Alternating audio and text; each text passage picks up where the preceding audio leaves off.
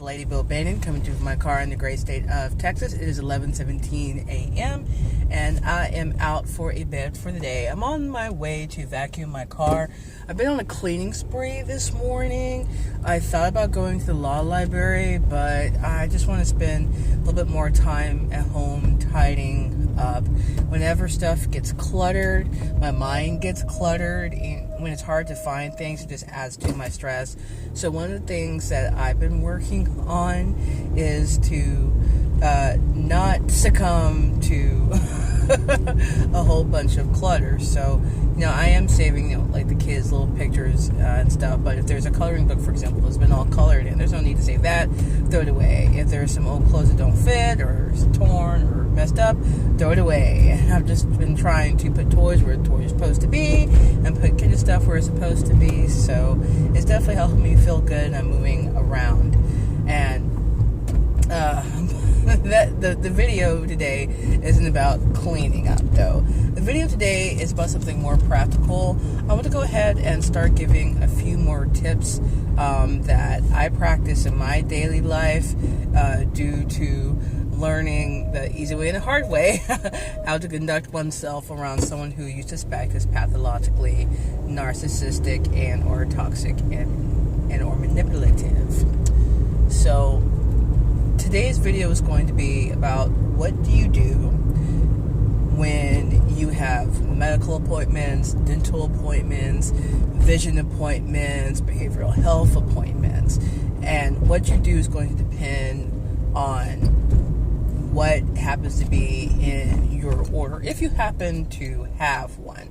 And I want to state real quick that I am not a lawyer, I'm not an attorney, I'm not giving legal advice here, I'm just giving you practical tips. So take everything I say with a grain of salt, okay? So anyway, back to having the order. If you have an order in, let's just say, the order says, each party is supposed to share information in regards to the health and welfare of the kids. Well, that could be loosely interpreted, and a manipulative, controlling person, for example, might want to be at every appointment and want you to schedule the appointments around their schedule and string you along as to if they can or cannot come, further inconveniencing you. Or they might say, well, I should be able to go to some appointments by myself, when you have a vested interest in also knowing about your children's health and welfare. So when you're dealing with a person like that, give them the opportunity to go. Make sure that you have access to a patient portal as a parent. A lot of offices have that now, or if they don't, you can make it clear to the office that you would also like information about the appointment. I wouldn't make it such a big deal unless the other parent is really difficult and difficult in terms of being a nuisance in the office, and also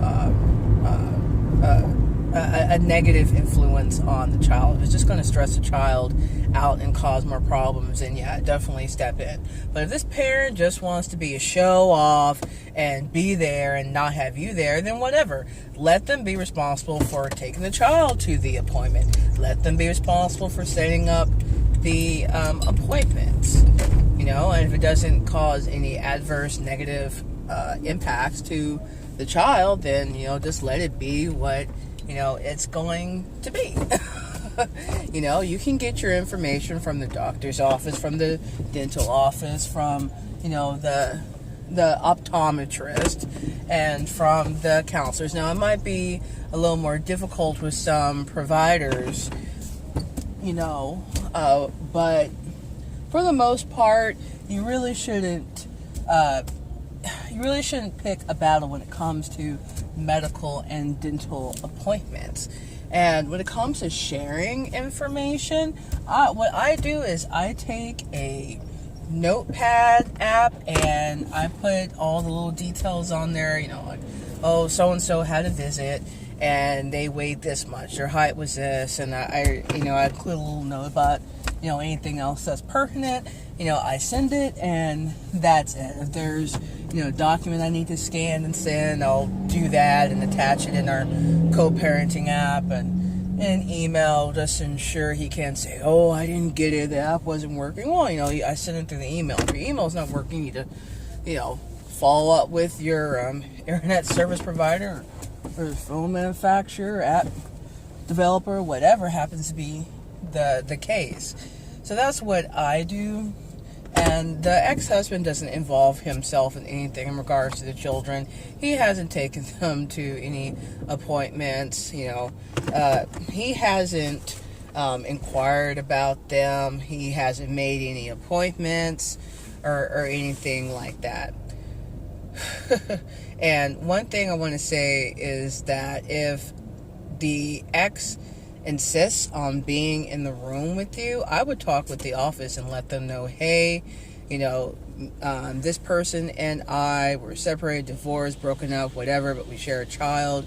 I do not feel comfortable around this person, so I would like to sit in the lobby, the waiting room, whatever, as a door, whatever the case may be, and then visit with you after you've had time to visit with their parent or ask for a summary of the visit, whatever, whatever keeps you safe, sane, and comfortable. I would not hesitate to go up to the front desk lady or pull the doctor aside if you do happen to have the opportunity to do that and tell them what's up.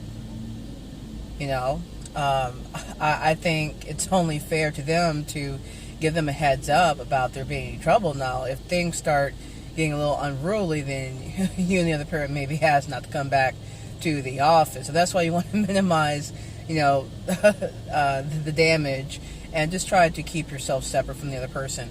I remember one time, our oldest child, I had made an appointment for her, and the ex-husband said something about us needing to be there, because I had told him, hey, if you have any questions or whatever, you can go ahead and call the office. Well, he did, and he came back, and he spouted all this typical narc word salad BS, and I was like, the impression I got from talking to them is that we did not have to be there. We both have to consent to something, so I don't know where you're getting this information from. And I never really heard back, from him about that, but I made clear that I was told something different, and that I did not need him to be present. I don't know what that was about. Maybe that was a Hoover, or maybe it was just true miscommunication, but something tells me it was a Hoover. Because there's no... Yeah, not going to work.